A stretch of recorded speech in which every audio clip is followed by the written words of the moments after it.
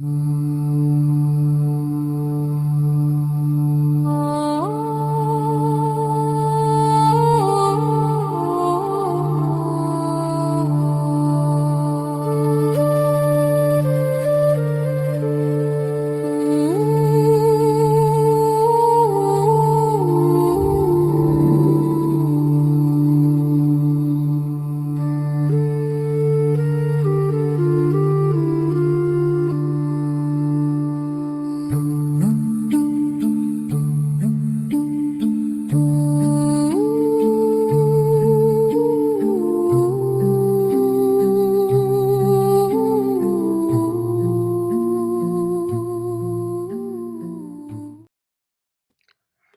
everyone. Welcome to Pre-Conciliar Radio. I'm your host, TLM Ryan.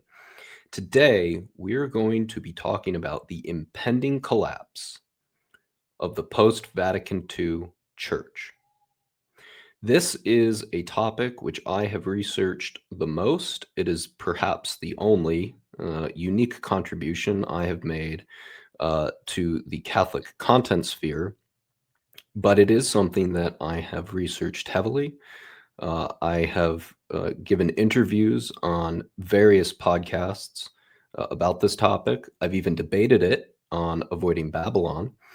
And so I'd like to actually lay out my case in one continuous and uninterrupted video that shows why the reforms of Vatican II are completely failing, that parishes are collapsing, and that on the flip side, tradition, despite obstacles thrown in its way, is continuing to grow and is the future of the Catholic Church.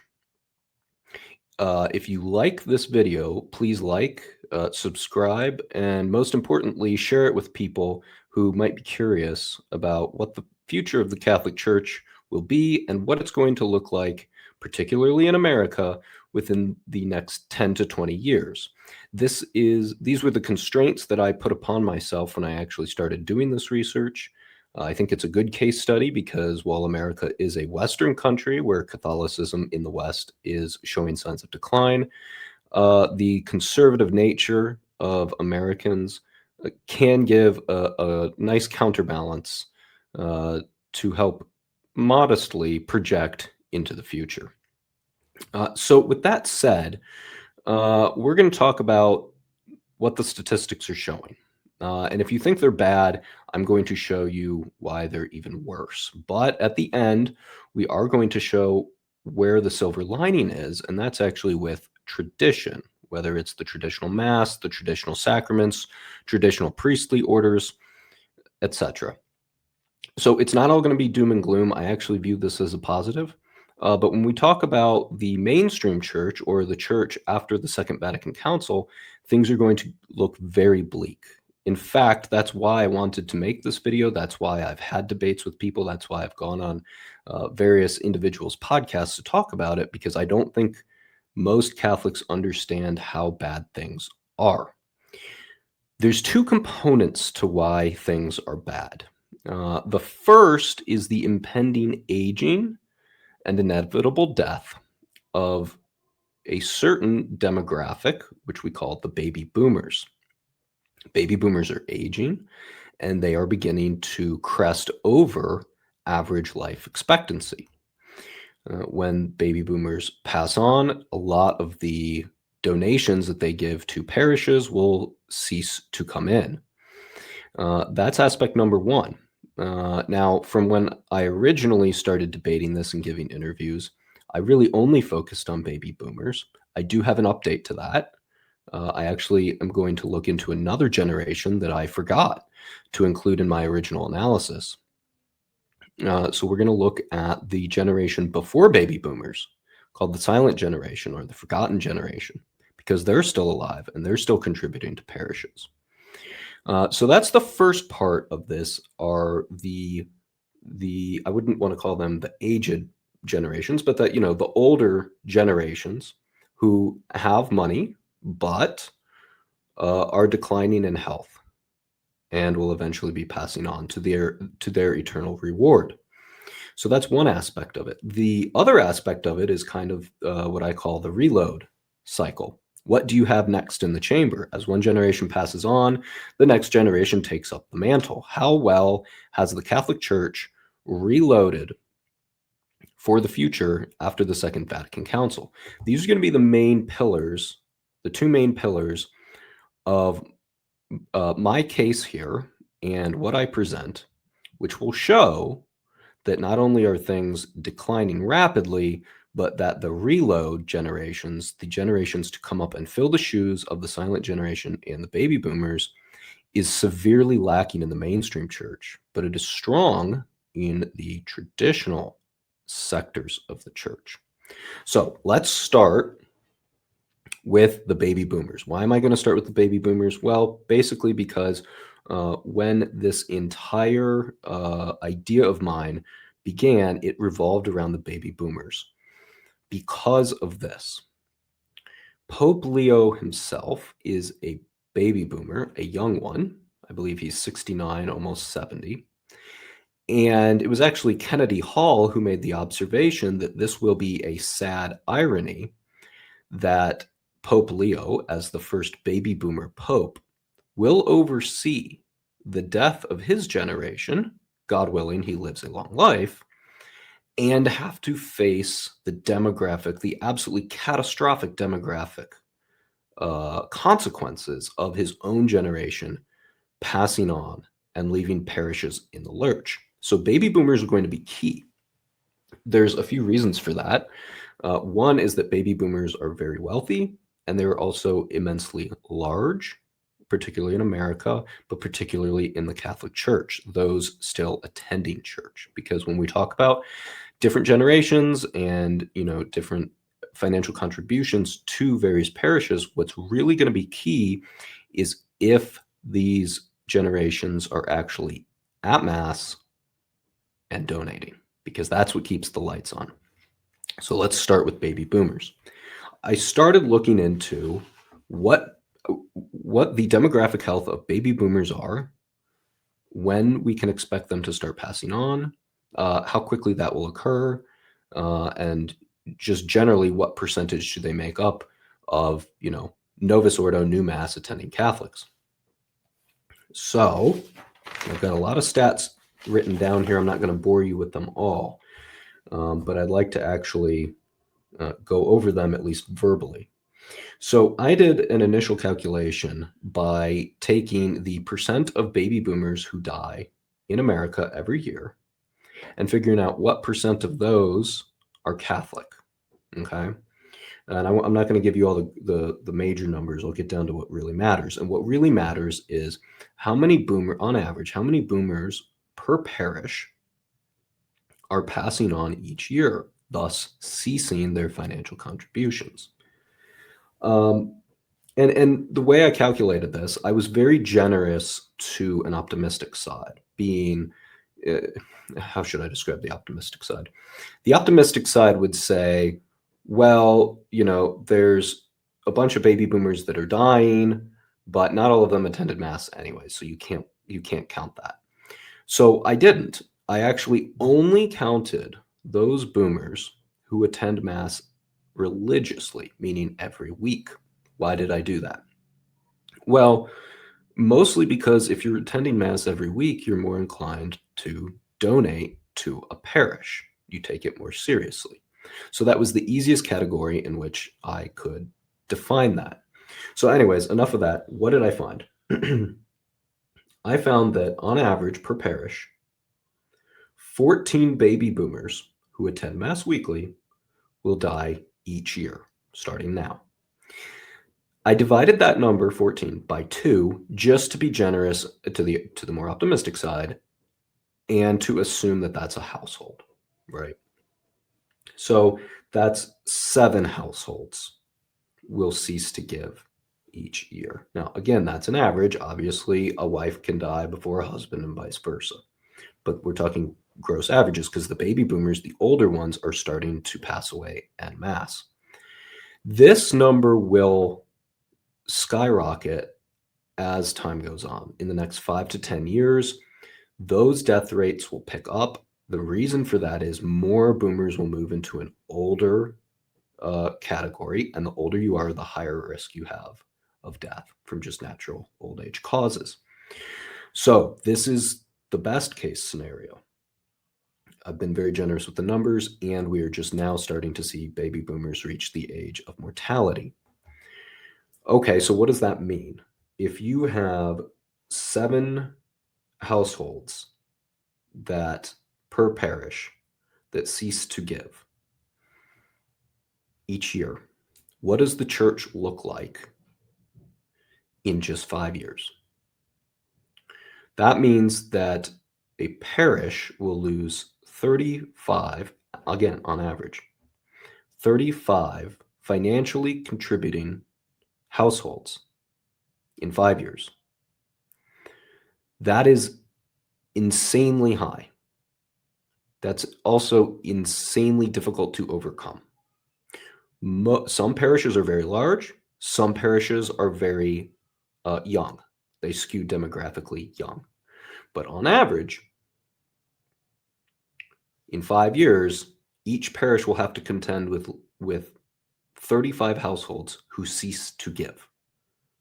In many parishes, that is nearly impossible. Many parishes are already stretched thin financially. They cannot afford to lose that many. What does that mean in 10 years? Well, if you just double that, that's 70 households, 140 people potentially, but 70 households that cease to give. But it's worse than that because, as I said in the beginning of the discussion with the boomers, they will start to rapidly pick up pace with their mortality rates. Their mortality rate is going to banana curve. So 70 is on the extreme low end. How is this going to look in reality? Well, at least in my diocese, and I'm assuming a lot of dioceses are similar to mine, you do have a smattering of different parishes where some parishes skew, again, like I said, younger, and then some skew much older. So it may hit a particular parish very hard, and it may not hit another parish at all. You may only lose a couple of households. But overall, we're talking like in America, we have roughly 16,000 parishes. So eventually, some of those 16,000 parishes are going to feel that immensely. Now, this was the demographic cliff that I used in many of my interviews, and particularly in my debate with an individual when I went on Avoiding Babylon. That essentially we are staring down an inevitable, because nobody lives forever, an inevitable demographic cliff that the church will never recover from. The reason why this is very important is that boomers, more so than the younger generations, still attend Mass. They don't attend Mass nearly as much as before the council, but of those that do now, they're pretty much locked in. They're attending Mass. I think it's at roughly like a 40% rate. So 40% of baby boomers who are Catholic attend Mass weekly. That's way higher than like millennials or Gen Z, which are almost in the single digits. They're in the teens now. And overall, most Catholics are only about 22% attending Mass weekly, compared to in 1958, it was 75%. But the boomers are still, while everybody has declined, the boomers have done better. So this is a huge demographic cliff that the church has no answer for. What happens when the boomers pass on? But when I was doing my debate, I actually forgot, and this was it was a little insensitive of me to just completely write off the silent generation, and that just sums them up, doesn't it? They're sandwiched between the greatest generation that fought World War II and the baby boomers. That's why they're called the silent generation, but they're still very much alive. By the way, if you're curious, the greatest generation, there's only like 10,000 left of them. They're almost gone. But the silent generation, there's still quite a bit around, and they're still attending Mass. They actually attend Mass slightly better than baby boomers in terms of percentage, and they've got money to support a parish. So I did some calculations on the silent generation, and what that's really going to mean in the next 5 years, because they probably don't have, the baby boomers have about 20 to 25 years total, maybe 30 if you're a young boomer. But the silent generation has got about 10 years maximum left. There's still 24 million silent generation individuals in the entire USA. 22% of that identify as Catholic, so about 5 million. And 4% of that, big 24 million number, both identify as Catholic and attend Mass weekly. Okay, so those are the ones who are most likely to give. That's about 1 million total. Okay, now you spread that over all 16,000 parishes, and you can safely say, on average, that each parish has about 58 silent generation individuals in their parish. Divide that by 2, it's about 29 households who are silent generation households per parish. So then the question is, when will they pass on? They will be completely gone by 2035, so 10 years. They're going to look in 2035. They're going to look a lot like the greatest generation looks like in 2025. There'll probably be about 10,000, 20,000 left.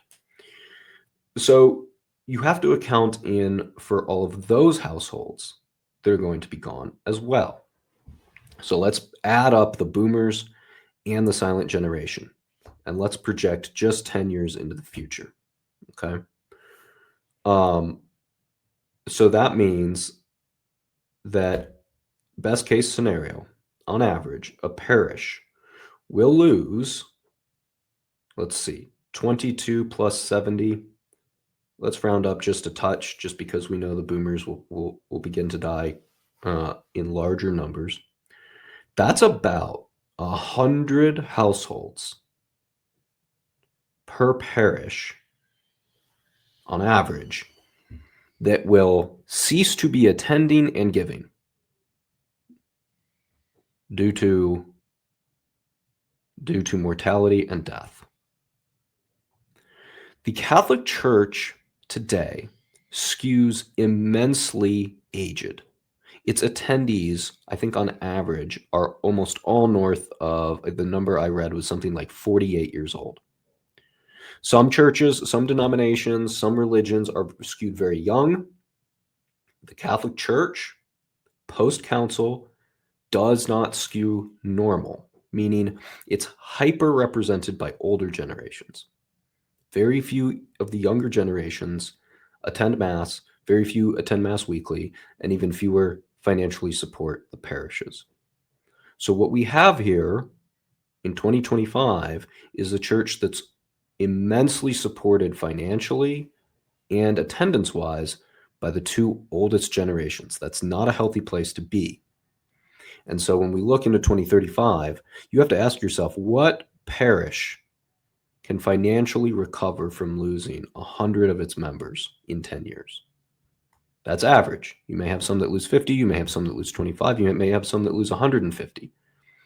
I live in a very healthy diocese, and I know a particular parish where almost every member who goes to Mass has white hair. They're all baby boomer and older. They may lose 300. But even if you only lose 50, how many parishes are in a financial state where they can absorb that kind of hit? And then that comes the next question. So that was pillar one. We have this huge looming crisis that nobody is talking about. We're talking about environmentalism and synodality, but nobody is talking about this. And it's inevitable. You cannot escape death. How will parishes manage? They likely won't. We've already gone through mass mergers, if you want to call it. They call it consolidation to make it sound nice, but we are massively downsizing and merging parishes all over the country. And I'll get into those statistics here soon. So, but naturally, and throughout all of church history before the council, this didn't matter because, of course, people would die. Of course, generations would die and cease to give. But the next generation was up and coming. They were earning money. They were attending Mass. They were going. Well, after the council, that stopped happening. Really, the council, it comes about in the mid-60s. It's all promulgated in late 1969. Really, it's only your baby boomers and your silent generation that council really pertains to. It doesn't seem to fit well with Gen X or millennials or Gen Z. This is just borne out by the data. A lot of people left after the council, but those who stuck around really were those who were alive during the council. Okay, so let's talk about, do we have one in the chamber? Do we have a generation that's going to pick up the mantle from the baby boomers and the silent generation? And are they going to carry on? Well, the answer is no, but I'm going to actually break down why, and I'm going to give you some math equations, very simple ones, that you can use to determine the health of your parish. Okay, so you can know in 10 years, will my parish be around? In 20 years, will it be around? I'm going to use a bit of a sports analogy here. So again, remember, we're shifting away from baby boomers and silent. We're going to go Gen X and below. So I said average was about 48, age 48 and above. We're going to go age 48 and below. How does that work? How does that look? I'm going to use a sports analogy here. I'm going to talk about defense and offense. Because just like a sports team, if you have bad defense, but your offense is really good and can make up for the points allowed, you're still going to win the game. And vice versa. If you have a bad offense, but your defense can hold the other team to less points than your measly offense can get to, you're still going to win the game. The same thing works with the health of your parish. What do I mean by defense and offense when it comes to parish life, though? Defense. We're going to start with defense. Defense wins championships. I think it also keeps parishes open a lot easier than offense. Defense, for purposes of this discussion, is going to be your retention rate. How many cradle Catholics remain Catholic in your parish? That's your retention rate.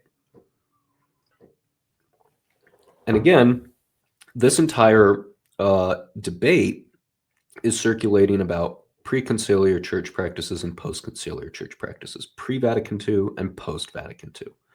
So let's look at our defense or our mass retention rates amongst the Latin, amongst the Latin Mass and the new Mass, the traditional Mass, and the revised Mass of the 60s.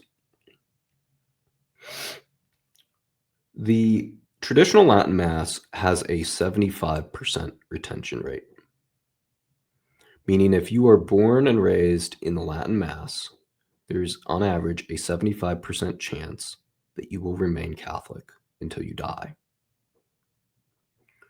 They also have a 99% weekly Mass attendance rate. Where are my sources for this? When I wanted to calculate retention rate for the Latin Mass, I actually used the SSPX. And I calculated all of these numbers after the council. Why did I choose the SSPX instead of like a diocesan Latin Mass community or an FSSP? Well, because the SSPX post-council has the longest track record of offering the Latin Mass. A lot of diocesan parishes just recently in the last 10 or 20 years started offering the Latin Mass. So that's only really a small sample size to get retention rates from. The SSPX has a lot of data. They have probably 2.5 generations worth so that you can more accurately track the retention rate. I got that specifically. There's a YouTuber named I Miss Christendom. He attends the SSPX. He got those numbers as well from the SSPX internally. Just doing a bit of source citing here.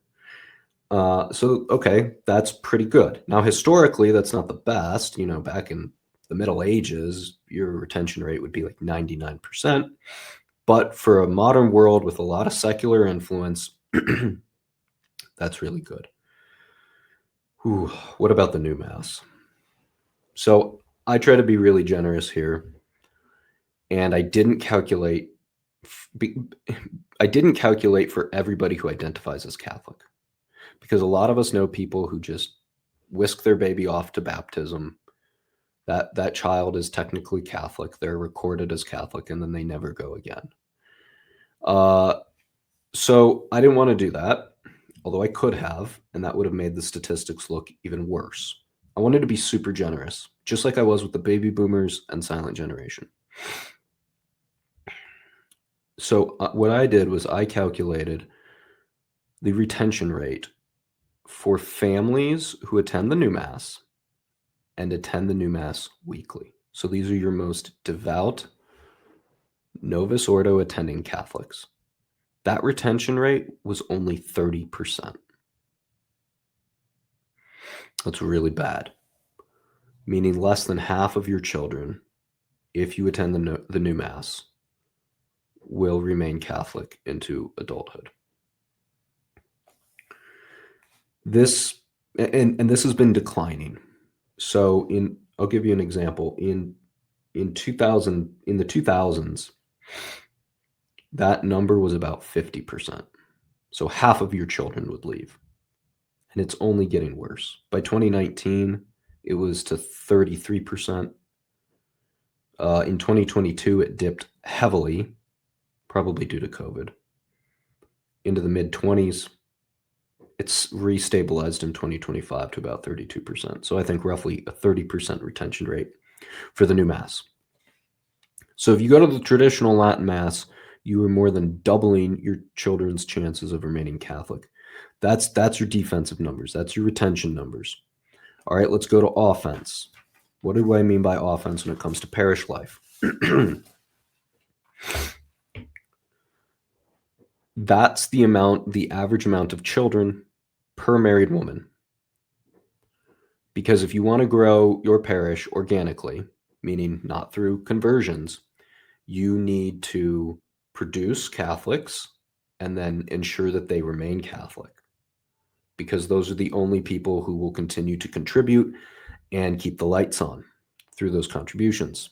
If a parish is not having children, and what few children they do have leave the faith at a 70% rate, that parish will eventually close. It will not have the money to sustain itself. So, how many average children do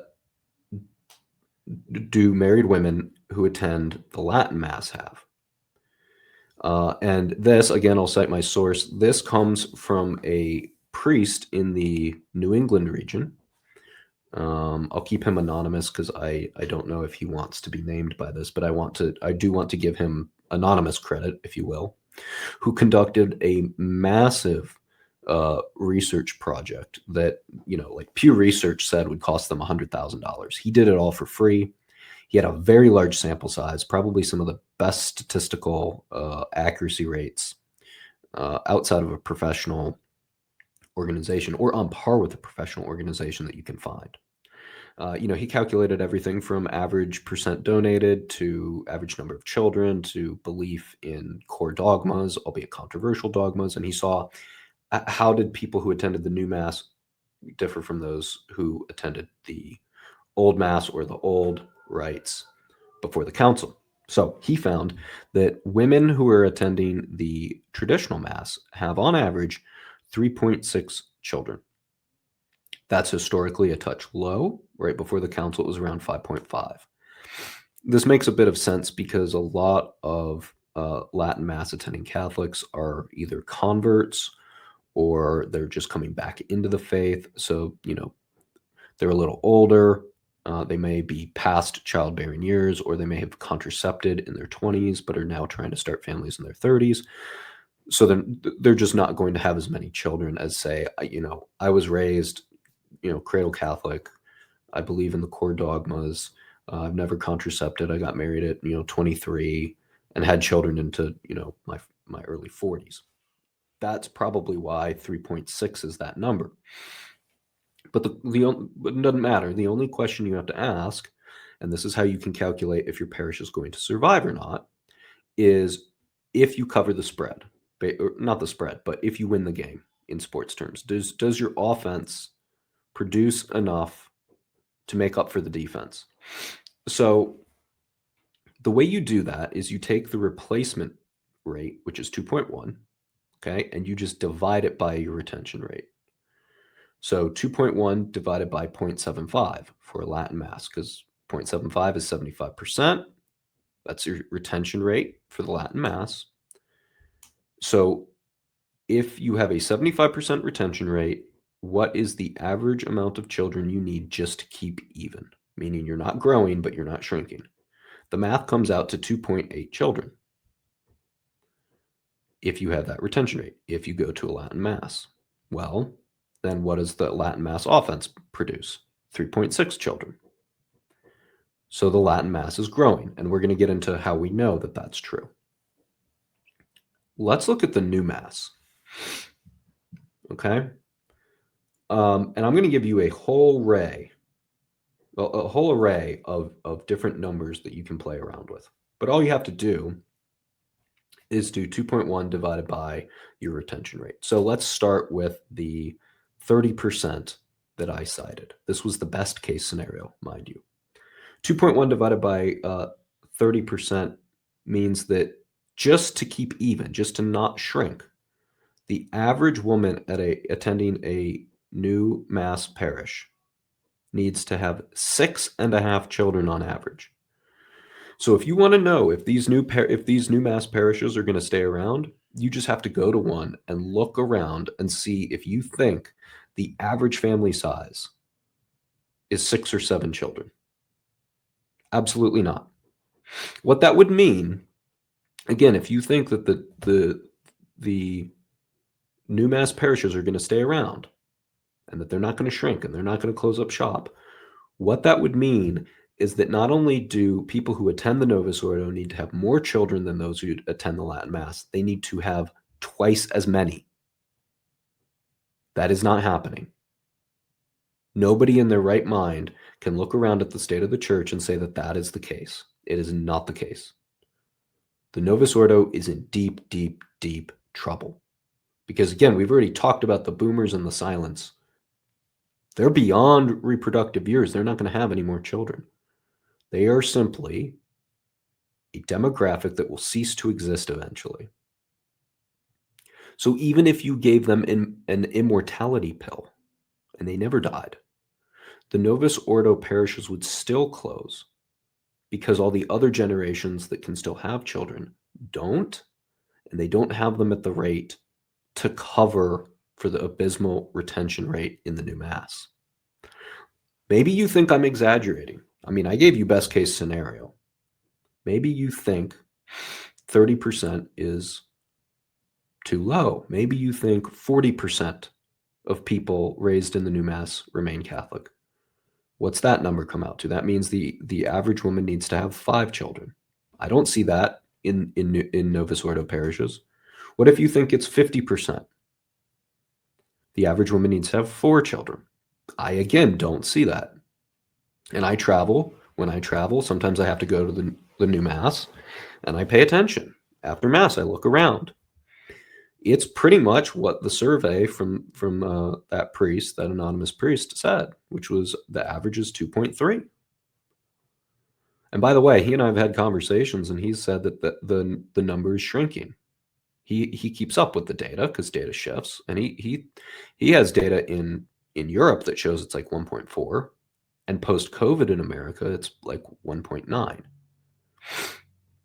He doesn't have as large of a sample size for those. He needs to do it again, but from the data that he's getting coming in, the limited data he's getting coming in shows that 2.3 is outdated now. So it's getting even worse. What if you think I'm completely exaggerating, and maybe you think that 2/3 of children raised in the new Mass remain Catholic? I mean, think about all your friends who are raised Catholic. Do you think that's even possible? But okay, for sake of argument, how many children would a woman need? 3.4.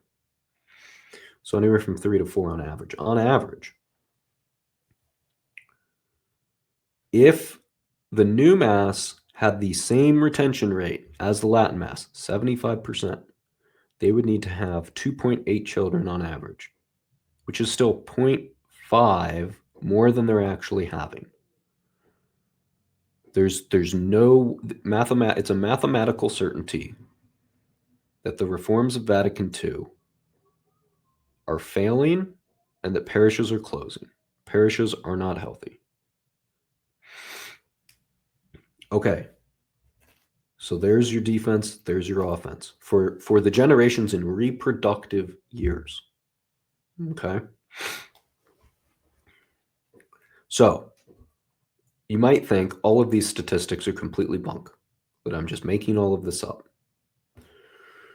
Well, what you would do is you would test it, as our Lord said, by their fruits. Because if you think that I'm making it up, then what you would see is you would see the new mass parishes stable or only slightly declining, or maybe even growing a touch. You would see the Latin mass parishes fizzling out and dying. But let's look at that. Let's see what's actually going on here. What's happened after the Second Vatican Council?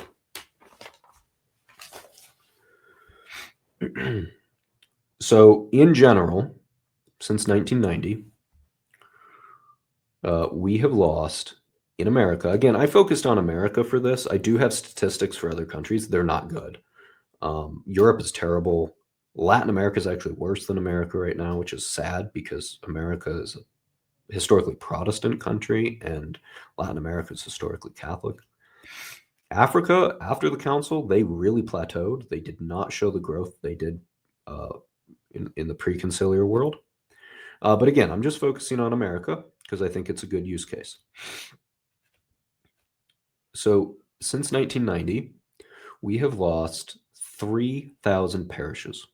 3,000 parishes in America have closed since 1990. And if you recall at the beginning of my video, I showed you that weekly mass attendance was better back then. It's getting significantly worse because the generations that were around during the Second Vatican Council, they're the only ones that even moderately stayed attending. Moderately is putting it generously. So now it's getting worse. So we have this demographic cliff with the silent and boomer generations, and then we have the complete fall off with the younger generations that don't even show up. So the ones that even continued showing up and continued to give financially, they're about to be gone forever. And the ones who weren't around for the council, they just left. They've already left. Many don't stay. So what does this bear out in terms of the United States? So, okay, on average, or not on average, but in 30 years, we've lost 3,000. But that's going to get worse, okay? And I can show you statistically what's happened in just the last decade. So from 2010 to 2020. That's the best decade we have statistics from. I can't go up to 2025. We just don't have the data yet. So in Massachusetts, we've lost 9.4% of practicing Catholics. I can't read my writing. New Hampshire, 7.6%. In Connecticut, 6.6%. This is just in one decade, guys. In Pennsylvania, 5.7%. In Illinois, 4.3%. Those are historic Catholic strongholds. Catholicism in this country is very much a north of the Mason-Dixon line regional phenomenon. Things are a little better in the South. In Nevada, we're up 8%, Arizona 6.7%, Florida 5.7%, North Carolina 4.8%, and South Carolina 4%. So you might say, wouldn't that balance out? Well, when you're dealing with percentages, you also have to look at how many Catholics there are. So for example, I told you, north of the Mason-Dixon line, historically strong Catholics. So there's more Catholics. So like in Massachusetts, if you're losing 9% of practicing Catholics in Massachusetts, that's more total than, say, North Carolina. North Carolina is a very Protestant country. So a 4.8% growth in North Carolina is not the same numeric number as a 9% loss in Massachusetts. How do we know this? Because in the South, some parishes have been built. They've actually built new parishes. But on the whole, the net loss in the entire United States over 30 years has been 3,000 less parishes. So you're losing more in the North, significantly more in the North, than you are gaining in the South. And let's look at some of these numbers in the South. For Florida, 5.7%. Now, Florida is historically Catholic. Okay. So you would have expected a bit of a decline there, right? If it were to follow the other historically Catholic states. Well, if you know anything about what's happened in the last 10 years, a ton of people have moved to Florida. Internal immigration. We're not talking about immigration from other countries. We're talking about internal people just moving state to state. We're seeing a second Great Migration. If you don't know, the first Great Migration was a bunch of migration from the south up to the north to work in certain factories as we were industrializing. What we are seeing now is a second Great Migration, but it's the opposite. It's a bunch of northern residents migrating south. So that accounts for Florida, Arizona, Nevada, same story. Those states are seeing huge population gains. So what that's doing is it'll make those dioceses look healthy, but what it is it's just shifting the pieces a bit. What a diocese is healthy when your retention rate and your child producing rate is net positive. If it's not net positive, you are not in a healthy state. You may be receiving more individuals in the communion line each week because more people have moved to that state. But eventually, that internal immigration is going to stop. And you have to be able to self replicate. You have to be able to produce the next generation. So if you get a slight boost in, even when we talk about like illegal migration, you can get a slight boost from that. But if those families don't have good retention rate and they don't have a lot of children, those churches will close too. And we see that a lot. In fact, the number one demographic that has the most declining birth rate are actually illegal visitors, if you will, those women. When they're south of our country, they actually have above replacement rate child producing numbers. Once they get to America, that declines drastically. So a lot of people think, well, if we can just get more migrants to come in and fill the pews, and then, they're super Catholic anyways, and they have a ton of kids. First off, they're not super Catholic. I'm not going to go into all those statistics, but it's really bad down there. They're turning more and more Protestant. But as soon as they get to this country, they just stop having children. So that's not going to solve the problem either. The only thing that can solve the problem is if faithful Catholics remain Catholic and have children as our Lord commanded. Period. You have to just act Catholic. And so many people after the council don't want to act Catholic anymore. Okay, so those are the percent losses. Let's go to diocese. You can find these online, so you can fact check me. I'm just going to go down the list. These are random ones that I plucked out. Some are better than others. This is just randomly what I selected. Okay, the Diocese of Cincinnati. They're going through a consolidation process. They're going from 208 parishes down to 57. See, sometimes they change them. Let me see if I can read this. Families. So not parishes anymore, they're families. 208 down to 57.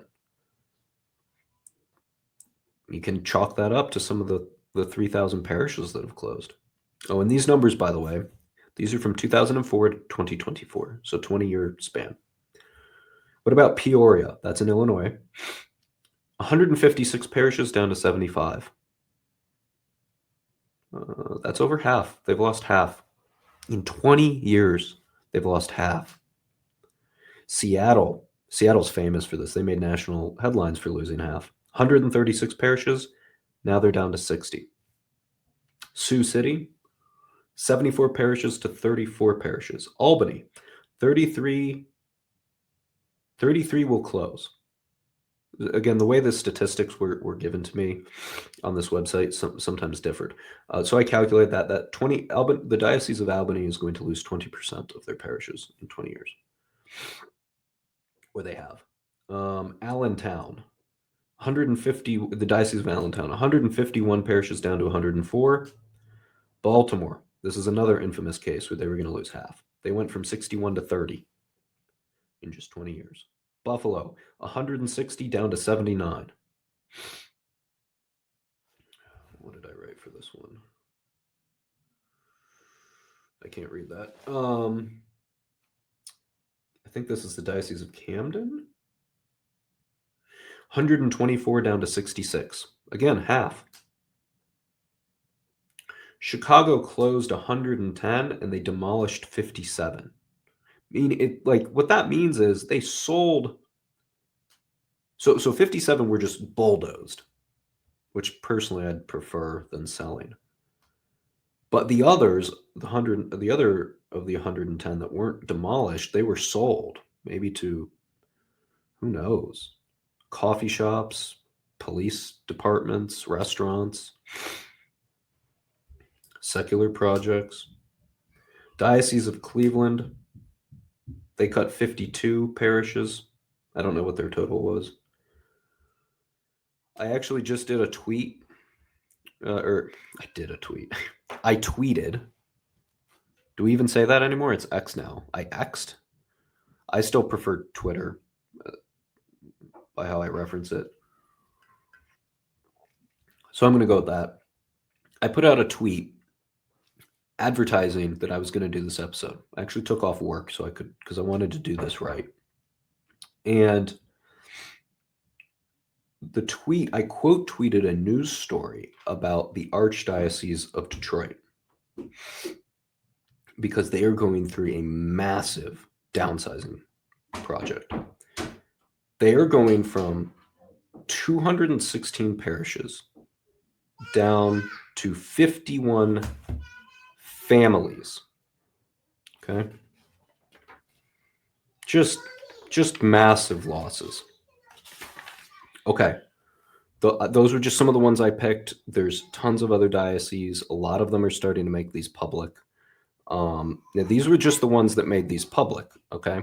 So if they don't make them public, and they don't have to per se, then the decline may just occur in secret. One that I didn't find on publicly available data until recently is in a diocese. I forget what the diocese is called, but it's in the state of Iowa, and this was brought to. I want to give credit to Anthony Stein at Return to Tradition. He published this just a bit ago, and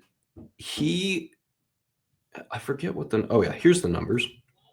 He reported that 161 parishes in this diocese in Iowa is now, and this wasn't just his conjecture, he was gathering it from a diocesan source, diocesan release, that 161 parishes are now going to be reduced into 28 pastorates.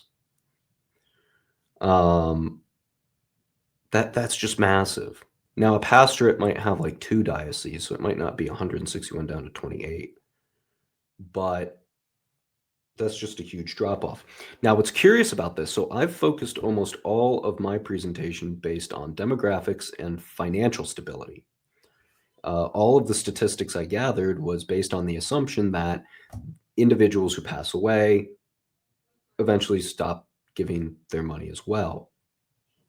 But what this report in Iowa showed was that it's not just about individuals in the pews and giving money. The priestly shortage, the shortages of vocations, the lack of priests is requiring such downsizing too. So in this diocese, Return to Tradition reported that 14% were financially strained, meaning the 85% were great. So they weren't facing these problems, although I'll say they eventually will. They will eventually face these problems, which is going to make it worse. So then why the downsize? They don't have any priests. So the priest is saying like 2 masses at this parish, then driving an hour, saying 2 there, then driving another hour and saying 2 at a different parish. That's completely unsustainable. He can't do that, and so that comes the downsizing. Now, in the same report, it also showed that I think somewhere in it was like 32 to 38% of these parishes were were using that capacity. Let me rephrase that. The average of pews filled in the parishes of this diocese was about 38%. So you can argue, okay, they were due for a downsizing anyways. But what this goes to show is that it's not just going to be ass in seat, money in collection basket that drives these downsizes, that drives these consolidations. Things are going to get much worse, even if I'm completely wrong, because we won't have enough priests to do the job. Okay, I'm going to try to keep this under an hour. So what does all this mean? Okay, here's the silver lining. All of this is very depressing. I actually think it's a good thing, because if you have a system in place that doesn't keep people Catholic, and those that are Catholic are contracepting and not having children, then you're probably failing at getting them to heaven, which is the goal of the church. So then where does the future lie? I think you've kind of already seen with some of my statistics that I show that the future is very positive in one area, only area of the church that's positive is in the traditionalist circles. But the question is, how big are traditionalist circles? How many traditional Latin masses do we have? What's the ratio, if you will, between the traditional mass, the traditional way of being Catholic, and the new way? So I've got some of that, and I can actually show you projections about when that will start to tip in the future. So just real quick, I kind of threw out that we'd lost 3,000 parishes in the United States in 30 years. In 1990, we had 19,620 parishes. In 2019, that was down to 16,346. So actually more than 3,000. Okay. So 16,346 parishes that offer the new Mass. What is the state of the traditional Latin Mass, or organizations or parishes that offer the traditional Mass? It's smaller. Okay. It's about 624 total. So that's about parish size. I'm not really good with math. Let me pull out my calculator. My teacher said I could never do this, but then came the smartphone. So you always will have a calculator with you. Let's see, just parish-wise, what percent brick and mortar is the traditional Mass movement. Okay. 24 divided by 16, 346. It's about 4% building wise. Okay. Now, in terms of Catholics who attend weekly, because a lot in the new Mass do not attend weekly, the estimates there is that the traditionalists make up about 10% of Catholics who attend weekly. So that's a lot bigger than people make the traditionalist movement out to be. A lot bigger. Okay, of those 624, what's the breakdown there? In America, 103 of those are SSPX. 50 of those are FSSP. 13 are Institute Christ the King.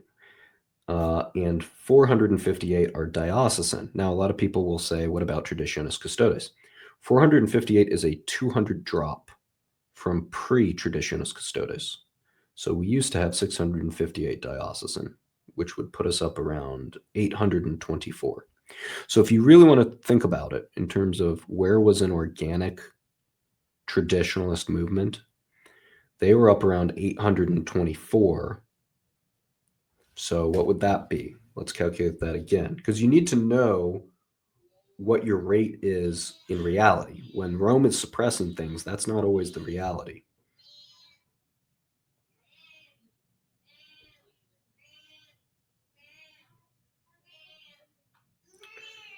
That was about a little over 5%. Okay, so that's probably where the reality is that the traditionalists make up about 5% of the building space and probably 10 to 15% of the attendee space in the entire Catholic Church in America. But that's shifting, like I said. So you have the new way of doing things is rapidly declining, and the traditionalist way of doing things is rapidly ascending, although not as much. It's not ascending as quick as things are declining because it takes time to raise children, whereas you can leave the faith literally tomorrow. And that's why we get the statistic that for every convert, 8 Catholics leave. Okay. So what does that mean? That means that the ratio of traditionalists is growing twofold because they increase and the new modernists' ways, they decrease. So I'll give you an example. That same priest that I mentioned, his statistics showed that in France, now France is very secular, they've pretty much exhausted Vatican II. There's nothing more they can do with that thing. They're almost all their parishes are gone now. Such that by 2040, so just 15 years, there will be more traditional Latin masses than new masses.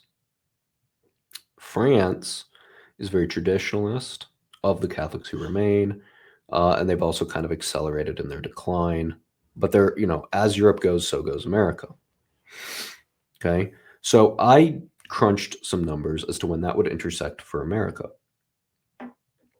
And that's difficult to do because you're projecting way into the future. So just take this with a grain of salt. But I roughly calculated that by 2096, they would intersect, meaning more Latin masses than Novus Ordos. Now, the reason for that, you can look at that two ways. That's less than a century. And you're dealing with, tens of thousands upon thousands of new masses with only a few hundred Latin masses. Or you can look at it and say that's a long time. I don't think that's a long time historically. So the takeaway here is that no matter how you slice it, even if there are no traditional Catholics around, the new Mass will completely disappear eventually because it has no staying power. It does not self-replicate. It can only decline. The reason it even has parishes is because all of those parishes and all of those Catholics were around before the council, and then they raised their children, and a few of the children stayed. That's it. So what it is it's still living off of the traditional Catholic Church as it was before the council. And what you're seeing is that the traditionalists after the council who are trying to revive it are actually succeeding. If you don't believe me, I'd like to share my screen here and show you just how successful the SSPX has been. Now, for context, the SSPX has only been around for about 50, 60 years. And they started with like 1 or 2 parishes, okay? Let's take a look at this. Let me zoom out here. This was from my last presentation. So these gray icons are SSPX chapels.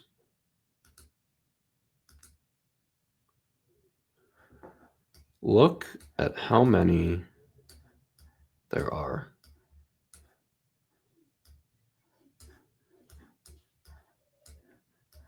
They're on every continent. Look at Australia. They're all over Australia.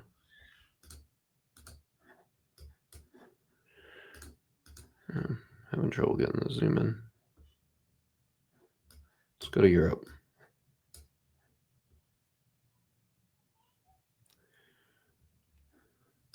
The historic center of Christendom.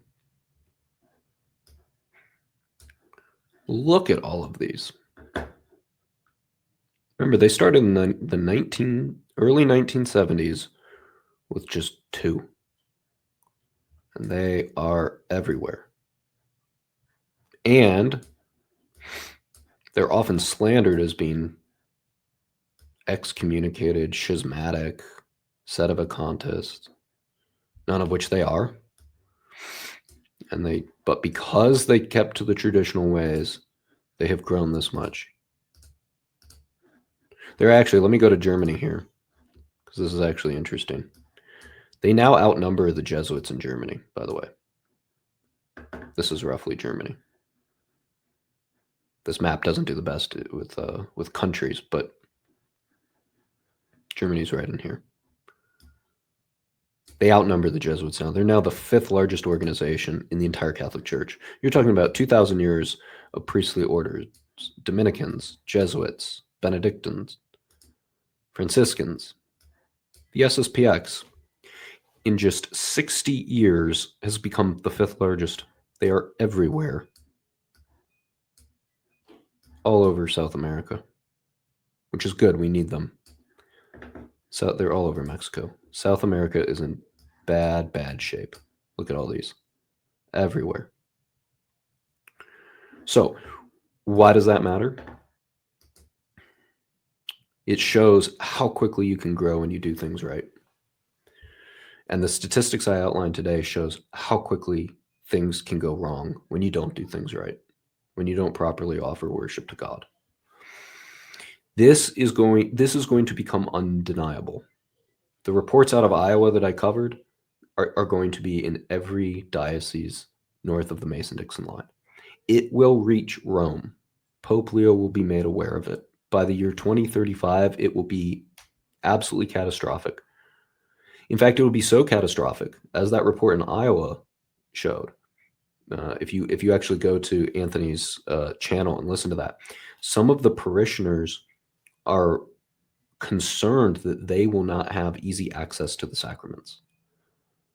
Meaning, even in the mainstream church, it is going to be hard to find access to Mass because the parishes will cease to exist.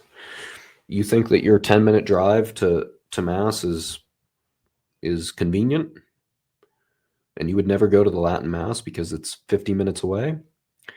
That's probably going to be your option for the new Mass in 10, 20 years, particularly in the north of the United States.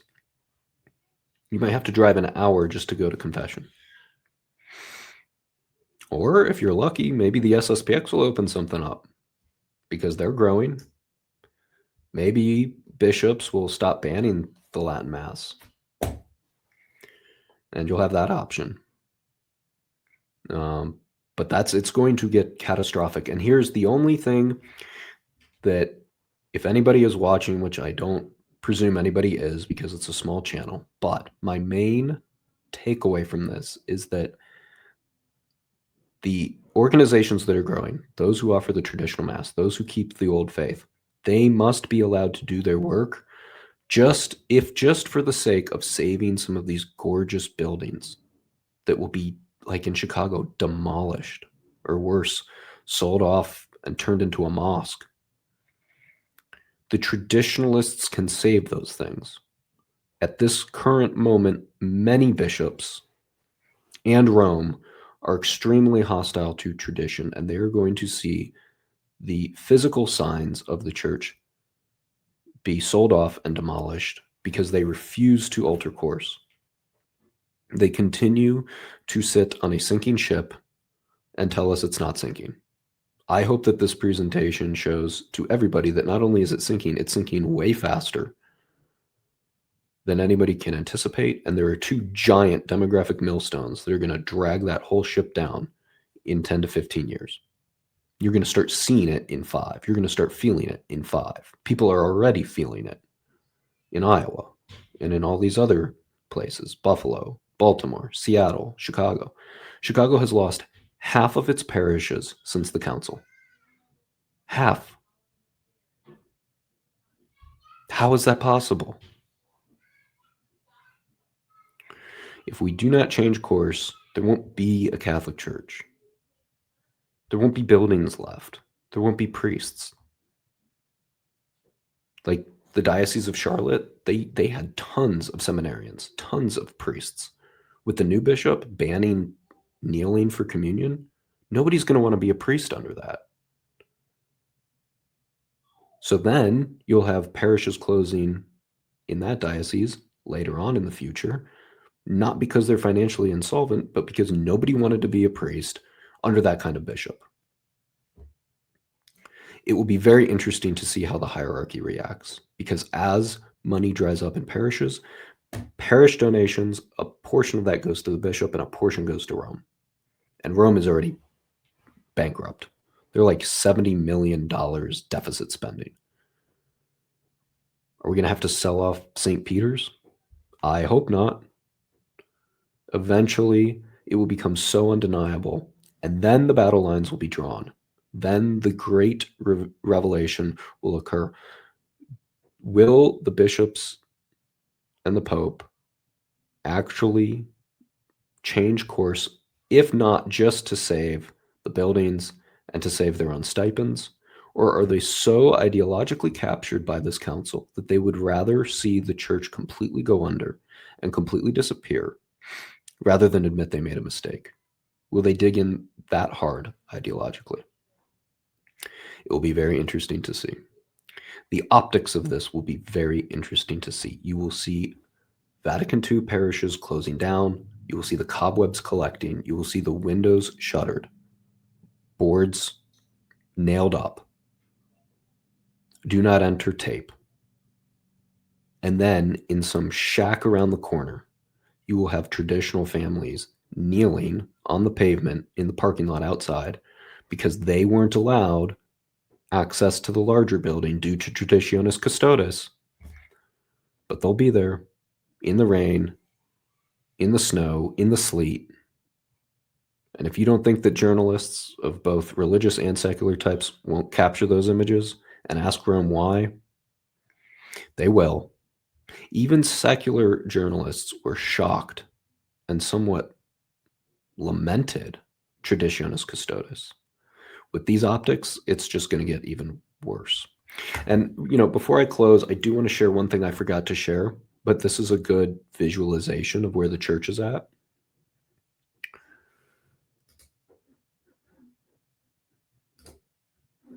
See if you can see this. Here we go. This isn't Catholic. This is just in the United States. But it's important because the Catholics lean this way too. When we talk about keeping buildings open, we got to talk about money. Who has the money? Baby boomers have the money. They have more than half the money. And the silent generation has a pretty nice slice too.